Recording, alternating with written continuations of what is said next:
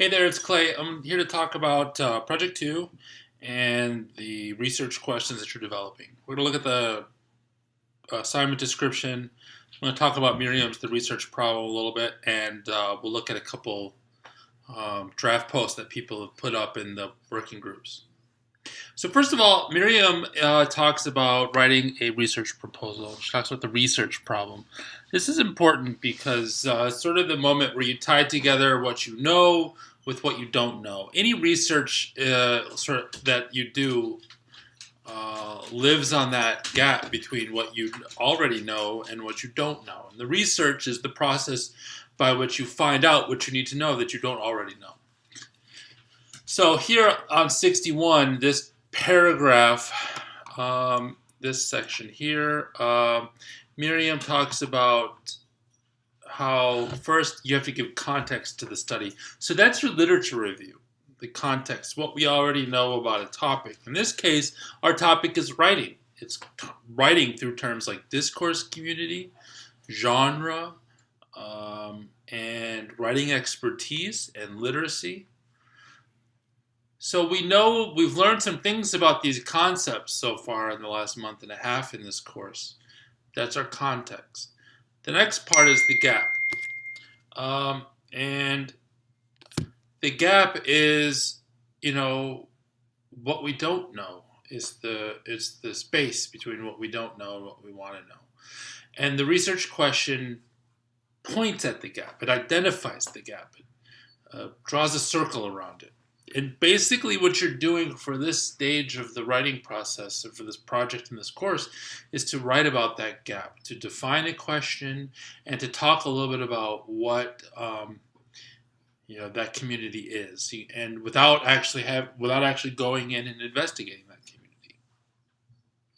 The third component is making it clear what is significant about the problem. Why is it worth looking at literacy in pharmacy? Why is it worth understanding writing expertise in finance? What's the payoff here? What's the benefit?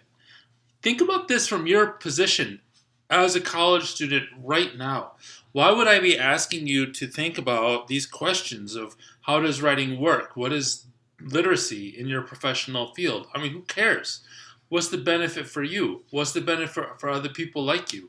Try to make those connections when you talk about, what's significant about this problem. All right, let's go. Here we go. I've got Project 2. Let's look at the assignment description. So this extends the literature review. It focuses your project by identifying a central question grounded in a review of relevant research. We've done the research. Now we're going to identify the question. It's like a map for the larger project. Here, by identifying a central research question, we can start to do the next step, which will be to draft interview questions and so on. Here's the prompt. Write a 10 to 12 page double-spaced research proposal that consists of a literature review and a related research question or questions that focus on investigating a specific discourse community. Your research proposal must show how your research questions will be of interest to writing study scholars. That means your research question has to connect what we know about, the context of what we know about writing from the stuff we've read with your professional community. The literature review should define what Miriam calls the knowledge gap, which we just talked about. Add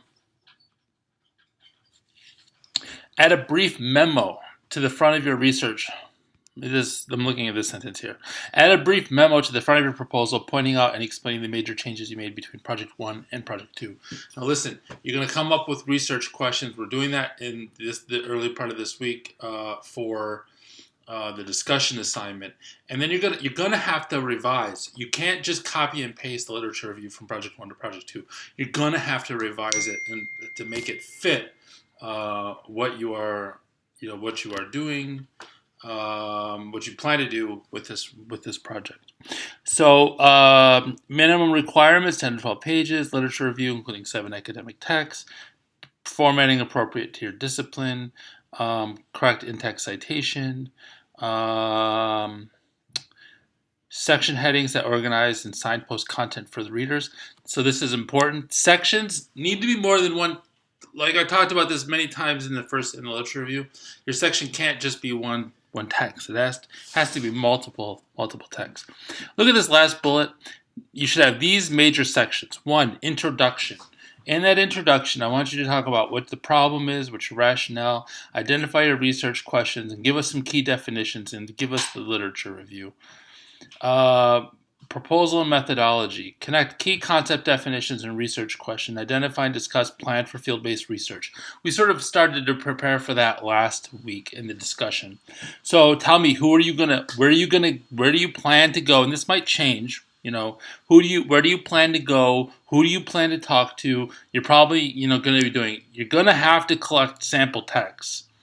And you might think about, if you know enough about the community, you might say a little bit about, what do you think, what do you think those texts might be, etc. You talk about, you're going to interview this person. Are you going to observe them? Are you going to interview them in person? Are you going to interview them on the phone? Are you going to take notes while you're there? Try to think about how are you going to actually pursue this question of the literature review, of the research question. How are you going to follow it up with research in the field? And so that's the proposal and methodology section. Next, talk about your discussion and conclusion. That's the third section you should have in this project.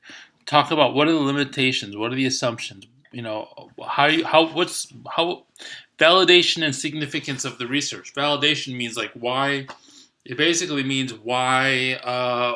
What do you think is going to make the findings valid? Why should we trust it? The limitations means there's certain limit. You can't learn everything. If your methods are to collect sample texts and analyze them, to interview somebody in the field, to make observations of them working in the field, what are the limits in terms of what you can learn about writing? What assumptions are you making about this field? Why should we see this research as significant? Why should we see the potential findings you'll make as valid, as worthwhile? So try to do your best to address these issues.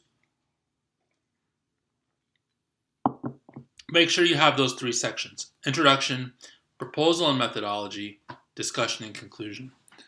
Okay, so the draft is due. The final draft is due in about a week and a half. All right, let's go to Slack and look at a couple of questions. I posted in Project 2. It's kind of lengthy, but some sample research questions. I posted a bad research question, and I talked a little bit about what was wrong with it and what you would do to fix it. So take a look at that in Project 2. I'm just going to pull up a couple working groups and see what people have written. I haven't read any of this yet, so we'll see. So here, Jacqueline Reagan's. I'm just going to read this and just respond. So Jacqueline writes, how was writing expertise used in the discourse community of autism treatment? The question would help because it would be an easy and effective way to help transition from Project 1 to Project 2.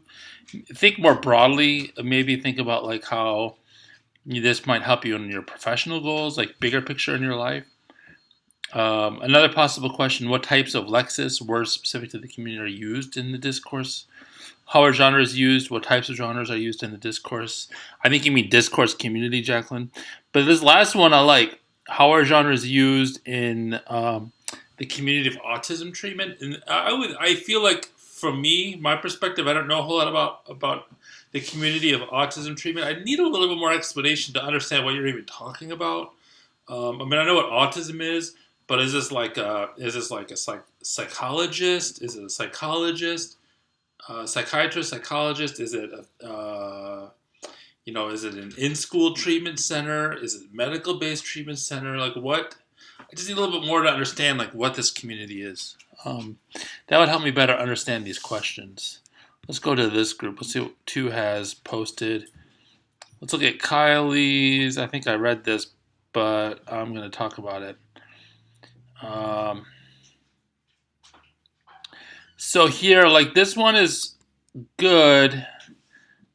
I like that Kylie is really working to connect her question with stuff we've read and written about in the course, but and I told this to Kylie in a personal communication earlier today,